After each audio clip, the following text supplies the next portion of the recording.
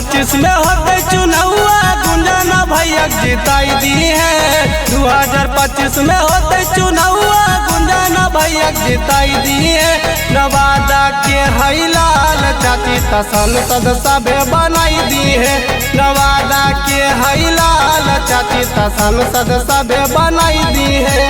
नवादा से सुनई चाची दिल्ली तक पहुंचाई दी है।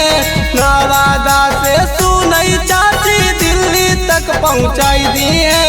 नवादा के लाल चाची त संसद सभे बनाई दी है। नवादा के लाल चाची त संसद सभे बनाई दी है। Mix by Ritwik music world. संसद सभे बनाई दी है। नवादा के लाल चाची त संसद सभे बनाई दी है। संसद सभे बनाई दी है। सच्चाई नसान हकिन गरीब सबके दाता जी, कबो नहीं बदल हकिन अपनो इरादा जी। सच्चाई नसान हकिन गरीब सबके दाता जी, कबो नहीं बदल हकिन अपनो इरादा जी। मिलल हम मौका सुनेंगे चाची हाथ से नहीं गमाई दिए।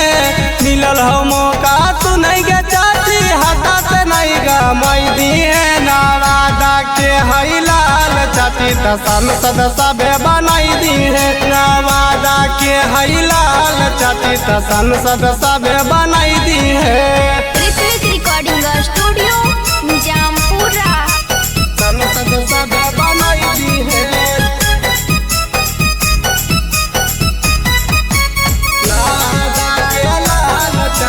संसद सभे बनाई दी है। संसद सभे बनाई दी है। बेटा राकेश के तू मान चाची बातिया, गुंजन भैया आई दुनिया दिन होके या रातिया। बेटा राकेश के तू मान चाची बातिया, गुंजन भैया आई दुनिया दिन होके या रातिया। जनता के ई पावर चाची अब की सब दिखाई दिए। जनता के ई पावर चाची अब की सब दिखाई दिए। नवादा के हईलाल चाची त संसद सभे बनाई दिए। नवादा के हईलाल चाची त संसद सभे बनाई दी है। सुन लो जी चाची।